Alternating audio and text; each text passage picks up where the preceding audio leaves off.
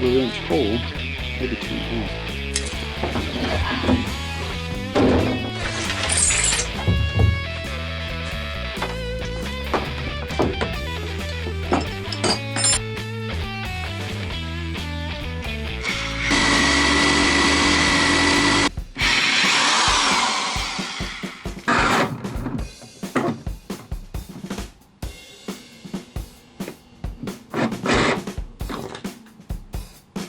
Well, I hope I got that in the right place.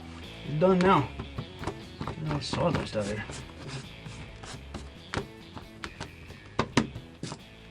Well, let's go ahead and cut some more holes. Man, you guys got dusty. The camera's dusty.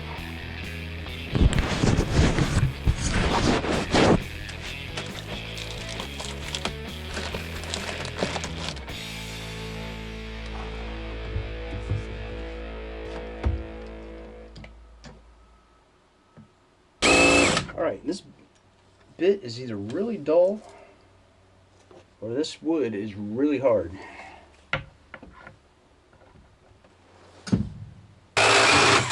Good. Oh, bit got loose.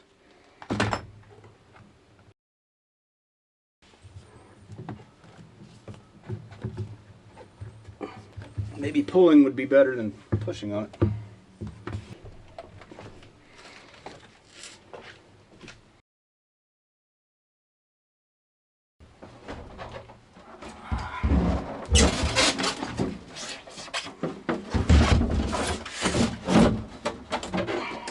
Got my hole cut right down there.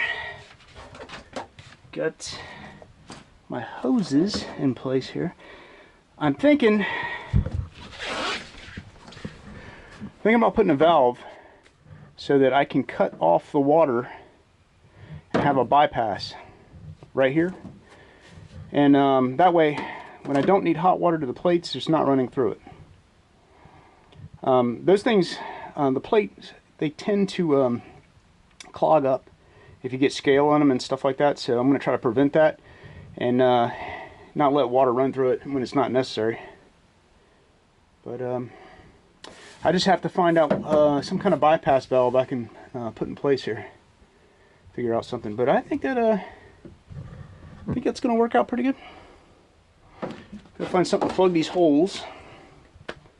Need some ideas on that. Nothing comes to mind right now.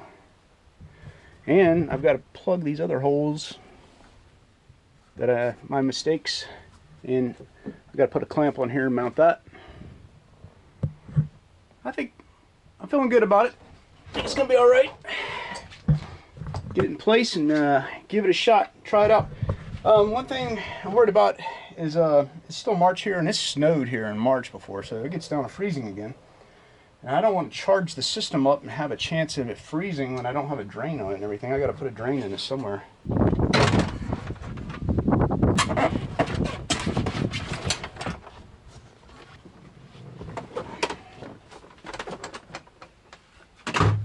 One of the advantages of having a van is easy to access this stuff in the back. Okay, this right here is a heater hose that runs up underneath there. I can't figure out if that's the return line or what that is, but that's what I'm thinking about tapping into. The only thing is, I think that is after the heater core, which means it runs through the heater core first. And let me go look at the other side. And this right here is where it comes out of the pump. I'm not sure if the pump, I've got to look at the flow on that and see where that comes from. I mean, it may come out of the back first and flow forward. I don't know. I don't know which way this flows. I am going to have to go read the manual and find out which way these hoses flow. I'm either going to have to tap in right here or in the back. And the back would be best because my lines are short already and they may reach. Yeah, definitely no matter what, I'm going to have to buy more hose. Get these all insulated and get clamps and set them up there like that. I need a bypass valve, more hoses, some connectors. Getting close though. Won't be long. And I need to figure out if the water's pumped back up through the heater core or whether the heater core first and then back through this and returns the engine. I'm thinking, from a diagram I saw in 4.6 engine, it looked like it came out the back and went forward, but I'm not positive about that.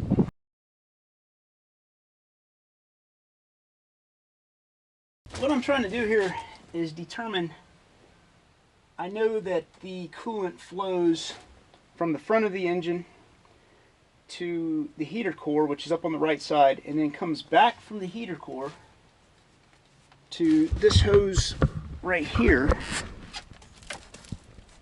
You can see this heater core hose, this hose right here, which I need to determine if that's, I think it's a 5/8.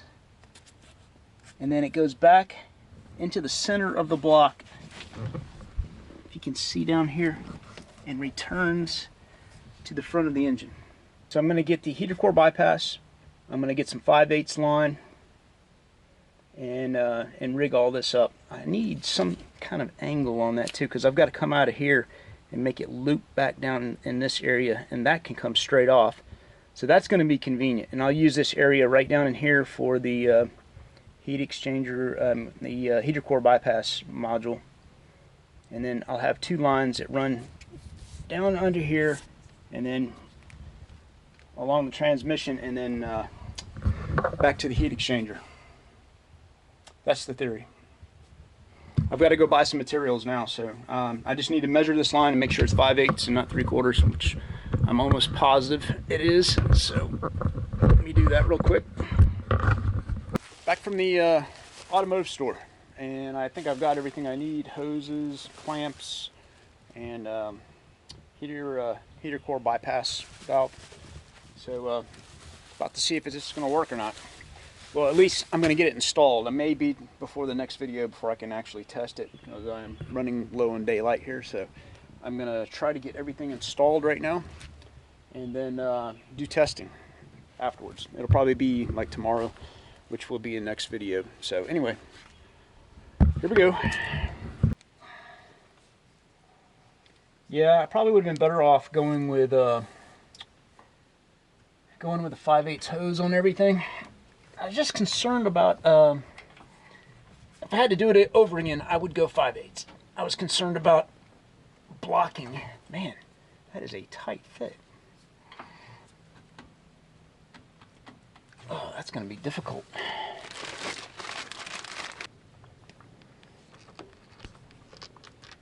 Spit on it a little bit. Still a pain in the butt.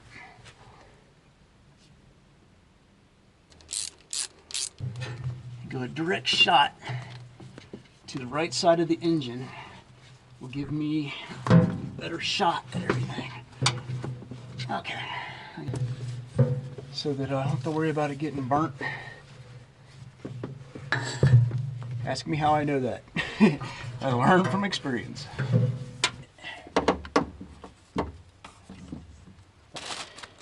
Anyway, I can show you guys this little contraption right here.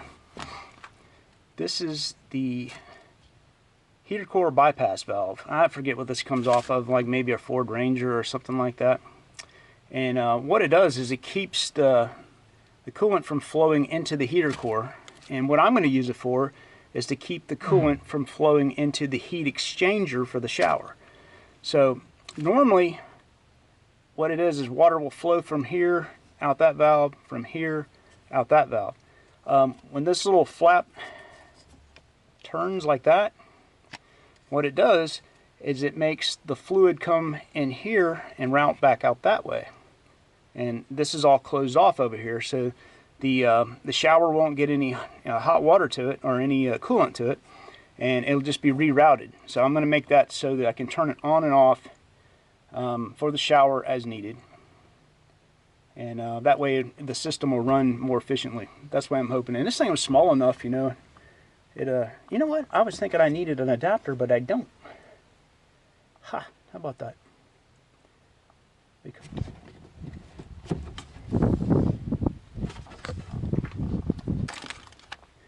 You know, some days things just kind of work out like they're supposed to. Today has been a really good day for me at work, and working on this thing. The parts seem to come together just fine, and I think this is going to work out great. The reason this came about is one of my viewers said, "Hey, why don't you make it so you can turn it on and off?" And it got me to thinking, and I found this valve, and this thing does exactly what I need it to do. So thanks for the suggestion. I wish I could remember which one of you suggested it, but I sure do appreciate it. It's kind of tight there.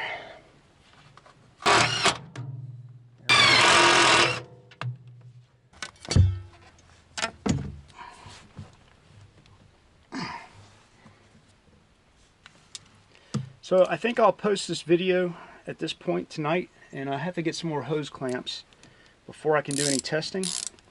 Most of y'all, it shows the statistics, y'all only watch about 4 or 5 minutes of these videos anyway, so I try not to make them too long. Yeah, maybe about 5 minutes. That's about all I can stand to watch too. I don't really, you know, let's skip to the good stuff and see if it works. So the next video that I put out will be actually testing the system to see if this is worth all the pain that you had to go through to install it. Other people have said it's worked. They have a different setup. They usually use it on Jeeps. I got the idea off of this website called Expedition Portal, and there's several people on there, and they actually sell a kit that where you can you know, put the intake of the water in a stream and suck it out of the stream, and then run it through your heat exchanger that's attached to your engine and your coolant system, and be able to take a hot shower on the outside of your Jeep. So good enough for a Jeep, it's good enough for a box camper. Alright, stay tuned guys. Next video will be actually testing the system and seeing if this idea works or not. Anyway, I'm not treading new ground here. Somebody said it worked, and I've seen on the videos and stuff, and hopefully my setup will work, and I don't have it backwards like I did my my hot and cold. So if you have any questions about this setup or got any ideas for me, just shoot them my way down in the comments, and like and subscribe. Hey, thanks for watching my channel, and if you haven't subscribed already, please do for future updates. Remember, build it, don't buy it.